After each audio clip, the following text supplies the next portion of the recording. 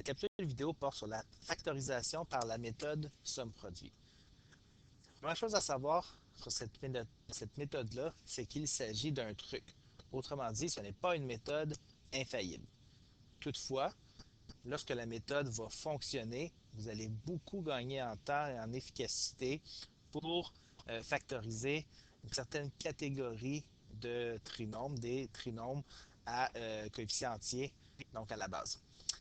Donc, on va s'attarder à deux types de trinômes. Le trinôme, en premier lieu, le trinôme particulier. Donc, un trinôme particulier, c'est un trinôme de forme ax2 plus bx plus c, avec la particularité que le a est égal à 1, autrement dit que le coefficient devant le x2 vaut 1. Donc, c'est le cas des deux exemples que vous avez devant les yeux, x2 plus 17x plus 52 et x2 moins 5x moins 66. Donc, ces deux trinômes-là, le coefficient devant le x2, c'est 1.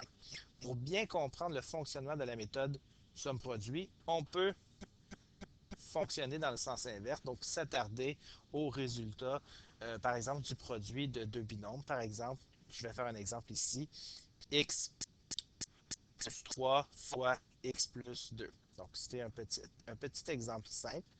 On va effectuer ce produit-là. On va voir ce qui va se produire. Donc, x2 plus 2x plus 3x plus 2 fois 3 plus 6. Ce qui donne x2 plus 5x plus 6. Donc, la forme développée de x plus 3 fois x plus 2, c'est x2 plus 5x plus 6. Si on s'attarde à ces deux expressions-là, le coefficient devant la x et la constante, et qu'on se pose la question d'où viennent ces deux nombres-là, le 6 vient du produit de 3 fois 2, et le 5x, c'est obtenu par la somme de 2x plus 3x, autrement dit, de la somme de 2 plus 3. Donc, le coefficient devant le x, c'est la somme des deux nombres qui sont ici, et la constante, c'est le produit de ces mêmes deux nombres. Alors, pour effectuer une factorisation, il faut donc effectuer la réflexion inverse. Autrement dit, ici on prend l'exemple, le premier exemple, l'exemple A ici, on cherche à établir deux nombres qui multipliés ensemble, dont le produit vaut 52. Donc le produit vaut 52 et la somme de ces deux mêmes nombres vaut 17. Alors c'est là que la partie essai et erreur embarque. Donc, première chose, premier conseil, on va s'attarder au signe de notre produit et de notre somme. Ici, le produit est positif. Le produit donne 52. C'est donc dire qu'on a deux nombres de signes identiques qui sont multipliés ensemble. Leur somme est positive, c'est donc dire qu'on a deux nombres positifs qui sont multipliés ensemble. Donc, on cherche deux nombres qui multiplient ensemble donnent 52 et qui additionnés ensemble donnent 17. Donc, si ces deux nombres-là ne nous viennent pas en tête instantanément, on peut utiliser une méthode où on énumère l'ensemble des facteurs de 52 jusqu'à ce qu'on tombe sur la paire de facteurs qui fonctionne. Donc, quels sont les facteurs de 52? On peut y aller étape par étape. 52, c'est 1 fois 52. 2 fois 26. 52, ça ne se divise pas par 3. Ensuite, c'est 4 fois 13. Après ça, il n'y a pas d'autres facteurs de 52. Alors, on sait assurément, si ça fonctionne, une de ces paires-là. Est-ce qu'un de ces produits-là, si on prend la somme des deux nombres, ça donne 17? Oui, on a le 4 et le 13. Donc, ainsi, les deux nombres qu'on cherchait, c'était le 4 et le 13. Donc 4 et 13. C'est les deux nombres qui font en sorte que leur produit donne 52 et leur somme donne 17. Dans le cas du trinôme particulier, ça nous donne instantanément la réponse, c'est-à-dire que la forme factorisée ici de x2 plus 17x plus 52 donne x plus 4, x plus 13. Et ce qui en fait une méthode très efficace, c'est qu'il n'y a pas d'étape hormis l'étape de la recherche du nombre 4 et du nombre 13, qui peut dans certains cas se faire dans notre tête. Alors, avec un deuxième exemple. Alors, si on veut laisser des traces d'une démarche, ce que je fais dans la marge ici, établir un peu le gabarit du produit et de la somme. Donc, deux nombres qui, multipliés ensemble, vont donner moins 66. C'est important de bien attacher le signe à la constante. Et même chose, le signe ici au coefficient devant le x, donc moins 5. Donc, on cherche deux nombres qui multiplient ensemble donnent moins 66 et qui, additionnés, donnent moins 5. Là, on a une situation qui est un peu différente de l'exemple précédent. On a à la fois un produit qui est négatif et une somme qui est négative.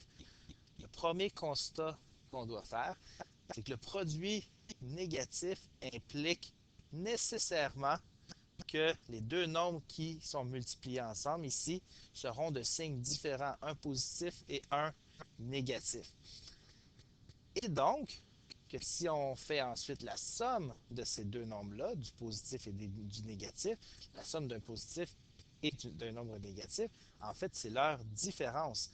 Ainsi, moins 5, ce n'est pas une somme, c'est une différence, c'est un écart.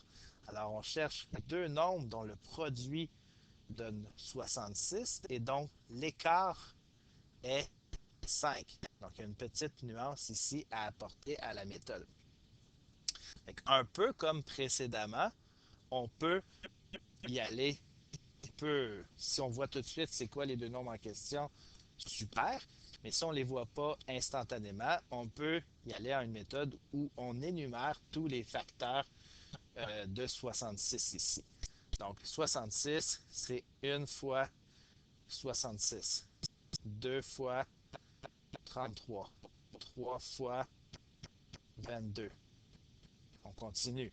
Donc ça ne se divise pas par 4. Ça ne se divise pas par 5. Est-ce que ça se divise par 6? Oui.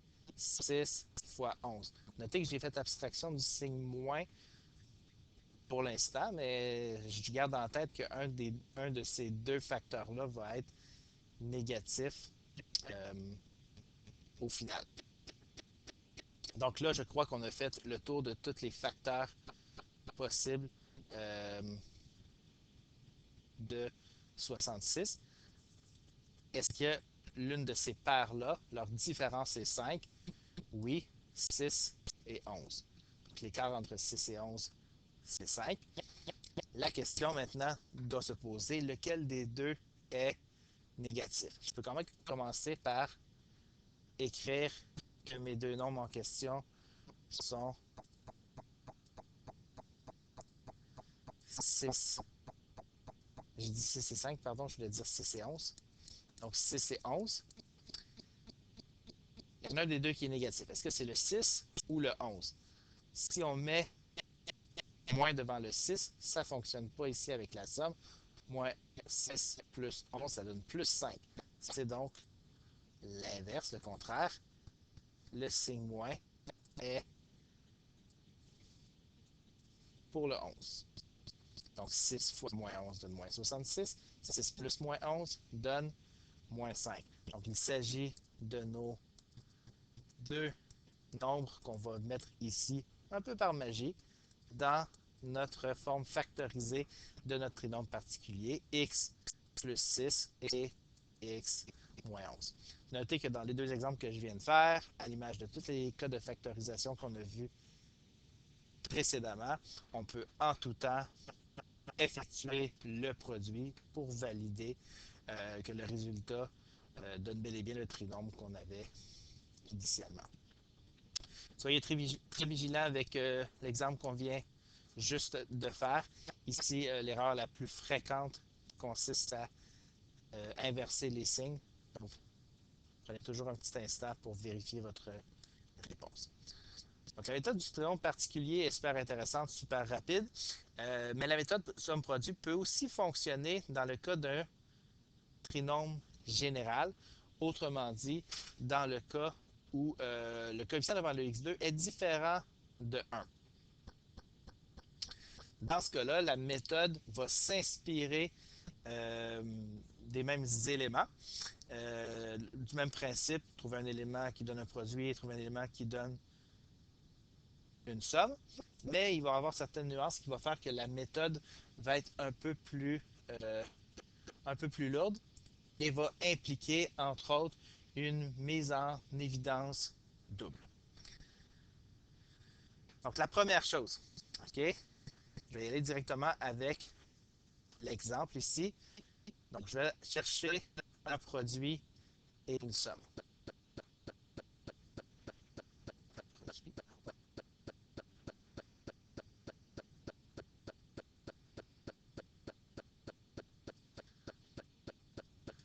Commençons avec l'élément qui est identique dans le cas du trinôme général à ce que c'était dans le cas du trinôme particulier. La somme demeure le coefficient devant le x7. Par contre, le produit, OK, ici, ça ne sera pas uniquement la constante moins 3, mais plutôt le produit de la constante moins 3 et du coefficient devant le x2, c'est-à-dire 3 fois 6, c'est-à-dire moins 18.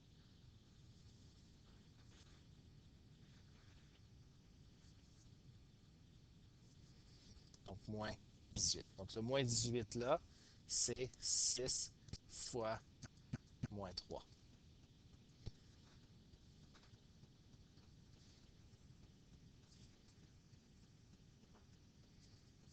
Sachez que c'était aussi le cas avec le trinôme particulier, parce que le produit ici, c'est 52 fois 1. Le produit ici, c'est moins 66 fois 1. Alors, ça ne faisait pas exception à la règle. Cependant, on ne s'y attardait pas dans le cas du trinôme particulier. Et dans les faits, le produit qu'on cherche, dont on cherche à établir les deux facteurs, est construit à partir du coefficient devant le x2 et de la constante qu'on a ici. Donc, une fois qu'on a établi ça, ben, on revient à la même procédure que précédemment. On cherche deux nombres qui, additionnés ensemble, donnent 7 et dont le produit donne moins 18. Donc, un peu comme précédemment, ici, on a un produit qui est négatif. C'est donc dire que les deux facteurs sont de signes différents, de sorte que la somme qui est 7 est en fait une différence, un écart entre les deux nombres. Alors, qu'est-ce qui donne 18? Cette fois, je vais le faire oralement. 1 fois 18, 2 fois 9, 3 fois 6. Parmi ces trois paires de facteurs-là, lesquels ont un écart de 7, c'est le 9 et le 2. Donc 9 fois 2, 9 fois 2. Un des deux est négatif pour que la somme donne le résultat positif 7. C'est donc dire que c'est le plus petit des deux qui est négatif. Donc ainsi, nos deux nombres sont 9 et moins 2. 9 moins 2 donne moins 18 et 9 plus moins 2 donne moins 7.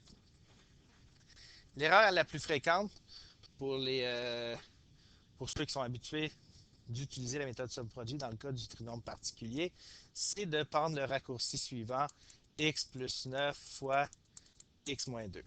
Ce qui est totalement faux ici. En effet, x plus 9 fois x moins 2, ça donne x2 plus 7x moins 18. Donc, ce n'est pas du tout égal à 6x2 moins 7x moins 3. Notez qu'on revoit les deux mêmes expressions que ici. Alors, si ce n'est pas aussi direct que dans le cas du trinôme particulier, sachez qu'on va quand même utiliser le 2 et le moins 9, mais autrement dans le cas de l'application de la méthode somme-produit pour un trinombre général.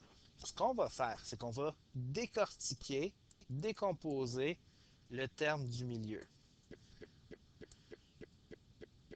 Ce qu'on va faire, donc j'ai réécrit le 6x2, le premier terme, et moins 3, le dernier. Et le 7x, je vais le décomposer à partir des deux nombres que j'ai trouvés, c'est-à-dire 9 et moins 2, comme étant égal à 9x moins 2x. Donc, on maintient l'égalité. 6x2 plus 7x moins 3, c'est la même chose que 6x2 plus 9x moins 2x moins 3. À la différence que maintenant, plutôt qu'avoir un trinombre, on a un polynôme à 4 termes. Et comme vous l'avez vu dans une vidéo précédente, lorsqu'on a un polynôme à 4 termes, on peut espérer pouvoir faire une mise en évidence double. Et la mise en évidence double ne fonctionne pas toujours avec un polynôme à 4 termes, mais dans le cas de la méthode produit-somme, si vous faites les choses correctement, ça va toujours fonctionner. Alors, si je rassemble 2 à 2 les termes et que je fais une mise en évidence simple dans les deux cas, je peux mettre en évidence ici 3x.